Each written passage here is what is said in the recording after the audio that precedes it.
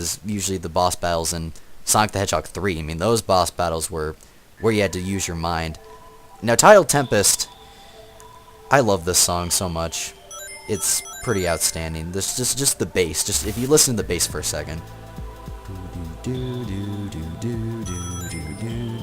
That's kind of one of the reasons why I like the Sonic the Hedgehog CD soundtrack in general. Is just what overall you just the sounds of just the early 90s kind of just represent in this type of game. Just the music just reminds me so much of the 90s.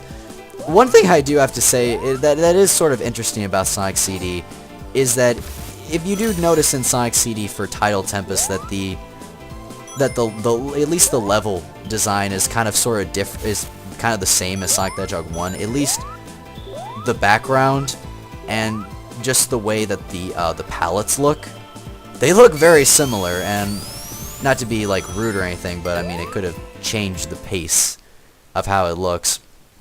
Obviously, I actually do like the just the time traveling, you know, like little short like intro stage. Those are nice, but the one thing I do have to say that is kind of nice about Sonic CD is that when you do go into the past, it pretty much changes. The level layout, it sort of basically is the same.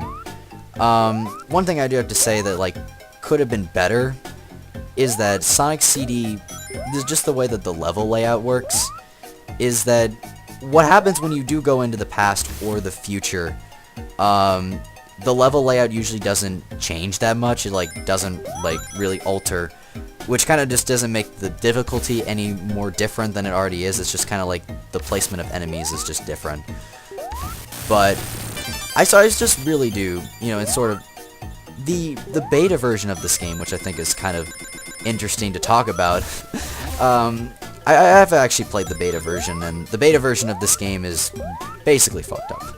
Not trying to be rude or anything, but it is very, very screwed up in a general sense. Mainly because when I played the beta version, you can't really get past any of the stages. There's like no way to get past any of the stages, at least for the most part. This is one of my favorite special stage background changes. This one is like a utopia in the sky, and this one actually kind of reminds me of Angel Island, which it should remind me of Angel Island just because, I don't know. This actually could have been where Angel Island was created. Yay for figuring that out. I actually have never noticed that before. I've noticed how nice the backgrounds are in the special stages, but I've never noticed that the background... Oh, shoot, that was so not a good idea. I shouldn't have gone in the water. I never noticed that it actually sort of reminds me of Angel Island. I don't know why it does, but it just looks somewhat like it. Oh, crap. Jesus, sweet Lord Jesus. Ooh. Oh my god. Oh man, that was terrible. One thing I do have to say about... I do have to say one thing. I actually have played the PC port of Sonic the Hedgehog CD. Not the PC port, what am I talking about? The Xbox version. And to be honest, the Xbox version really sucks. And I'll actually explain that into more detail later. One reason why I don't really like it that much is just because... Oh crap, am I going to be able to get this? Am I going to be able to get this? Am I going to be able to get this? Oh my god, am I going to be able to get this? I don't think so. Oh my god, no! It was right there. Crap. That necessarily doesn't matter. I most focus on getting the robot generators instead of the time stones, which, I don't know. I necessarily don't try to go for the time stones just because it is a real pain in the ass trying to get the time stones. I'm sorry. Whoever can get the time stones, all of the time stones, congratulations. I can't do that. I like getting the robot generators just because it's easier. And just because, for me, I think the robot generators have a better advantage than getting the time stones. Wait, is there anything else in here? Is there just a bubble shield in here? Nope, nope, bubble shield. I'm going back down. Necessarily just an overall, I guess. But think about the American version. The only difference, and I mean I'm being literal serious, the only difference between the American and the Japanese happens to just be what I would like to say just the soundtrack change. The only difference is the soundtrack. There is nothing different except for the soundtrack, which necessarily doesn't bother me, but it kind of makes me wonder that you know, when Sonic the Hedgehog CD was being transferred over to the United States, it kind of makes me wonder that if the people that had created, not created, but distributed it, at least Sonic the Hedgehog, I mean, Sega of America, was kind of curious of why they kind of changed the soundtrack. I think one of the reasons why they changed the soundtrack was because, you know, it was too hip-hop, you know, it was too over-extreme.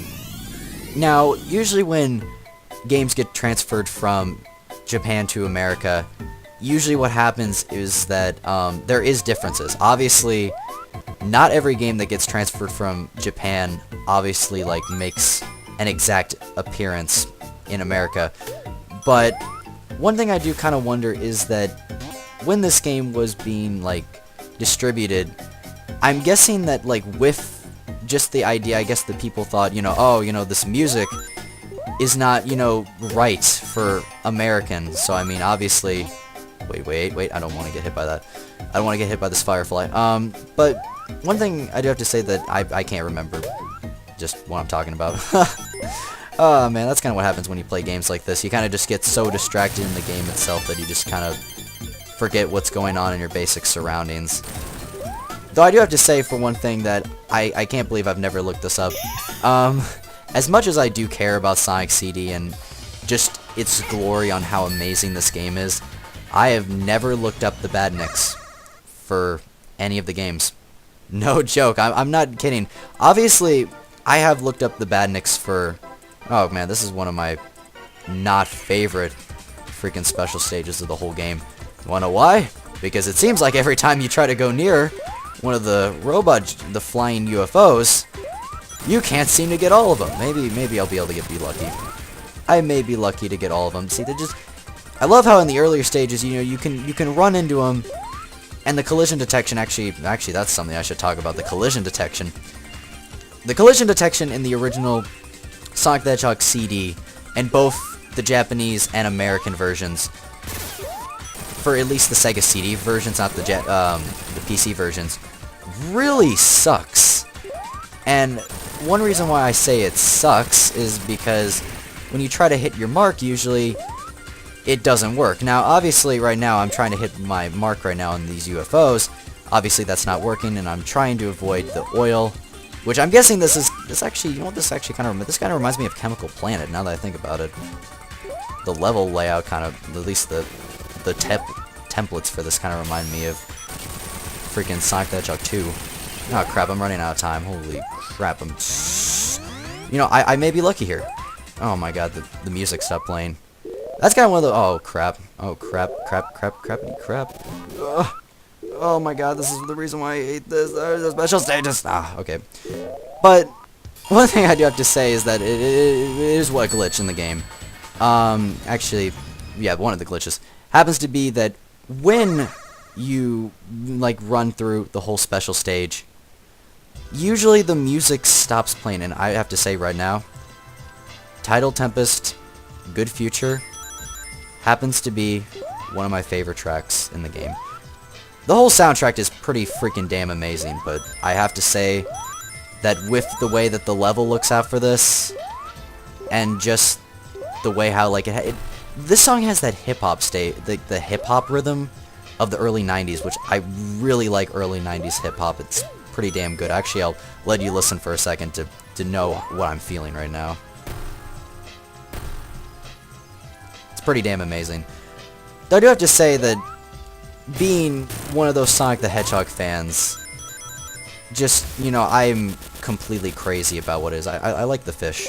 I like the fish sprites for this part, at least. And this is one of those boss battles that I just really, really like. Actually, it'll lag here up in a second. Oh no, it didn't lag there. That was really weird. Usually it lags right there. Usually it didn't. But anyway, this is a boss battle where Dr. Robotnik thought it would be a very good idea to defend himself with Bubbles. Because Bubbles happened to be one of Sonic the Hedgehog's weaknesses. I mean, you know, obviously, he could have just had it where there was no bubbles surrounding him. But, you know, he just had to have bubbles surrounding him. Just, you know, because, you know, Sonic has to, you know, stay alive somehow to keep the series going. So, I kind of figured this would be a good idea. I do have to say that this is one of those boss battles that just kind of makes me laugh. Obviously, I mean, it is a boss battle. I can't necessarily hate on it. But Tidal Tempest boss battle, it is kind of weird. Oh, yep, I got that last bubble. That was awesome. But just, you know, one thing that I just adore this game just so much, I can't stress it enough. In the original beta version, for some odd reason, how you see the flowers that come out of the generators, originally those were supposed to be a different